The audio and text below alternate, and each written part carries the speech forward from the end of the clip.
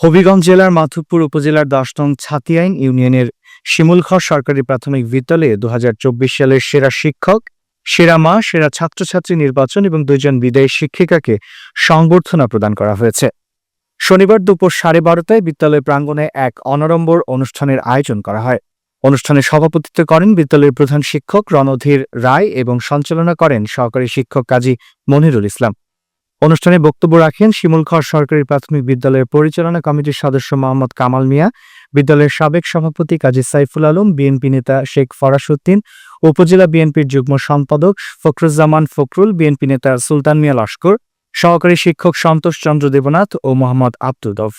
এছাড়াও বক্তব্য প্রদান করেন মুভি বাংলা টিভির মাধবপুর প্রতিনিধি ও মাধবপুর রিপোর্টার্স ইউনিটের সভাপতি সাংবাদিক এম এ কাদের, বিদায়ী শিক্ষিকা শেখ তানজিনা আক্তার ও টুম্পা রানী দাস। অনুষ্ঠানের সেরা মা প্রতিনিধি হিসেবে বক্তব্য দেন উমা রানী দেবনাথ।